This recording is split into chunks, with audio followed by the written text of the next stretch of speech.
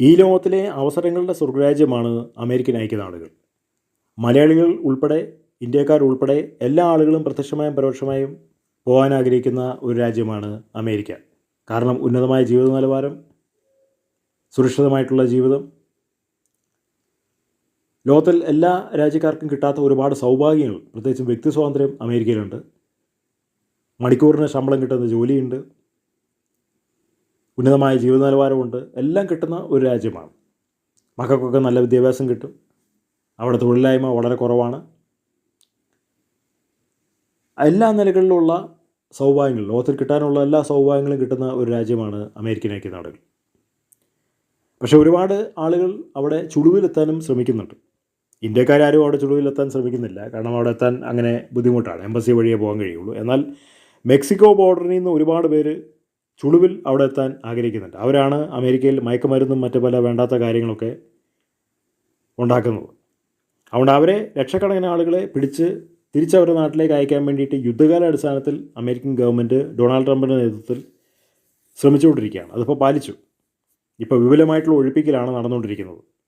കാരണം ഈ മെക്സിക്കോ എന്നും മറ്റു പല സൗത്ത് അമേരിക്കൻ രാജ്യങ്ങളിൽ നിന്നും ആളുകൾ അമേരിക്കയിലേക്ക് കുടിയേറി പാർത്ത് എങ്ങനെയെങ്കിലും ഒരു 2-3 വർഷം അവരവിടെ ഒളിച്ചും പാത്തും കഴിയും. അപ്പോഴേക്കും അവർക്ക് പൗരത്വം കിട്ടും. കാരണം 5 വർഷം കഴിഞ്ഞാൽ അവർക്ക് ഗ്രീൻ കാർഡ് കിട്ടും.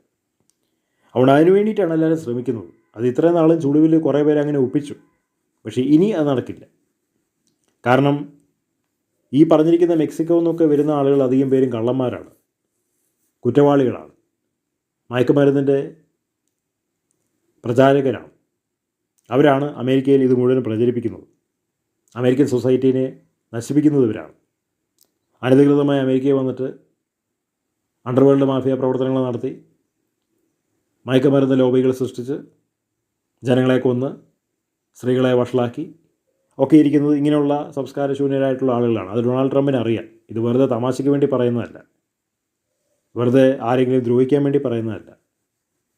അങ്ങനെ അമേരിക്ക നശിപ്പിക്കാൻ വേണ്ടിയിട്ടാണ് ഇങ്ങനെയുള്ളവർ ശ്രമിക്കുന്നത്. എന്നിട്ട് ഇങ്ങനെയുള്ള ആളുകൾ ചില തീവ്രവാദ സംഘടനകളുമായിട്ട് ചേർന്ന് അമേരിക്കൻ മണ്ണിൽ അവർ തീവ്രവാദം നടത്തുകയും ചെയ്യും. അപ്പോൾ ഇതൊക്കെ മുമ്പിൽ കാണാനുള്ള കഴിവ് അമേരിക്കൻ ഗവൺമെൻറ് ഉണ്ട്. അവിടെ ഒരുപാട് ഇൻവെസ്റ്റിഗേഷൻ ഏജൻസീസ് അമേരിക്കയിൽ പ്രവർത്തിക്കുന്നുണ്ട്.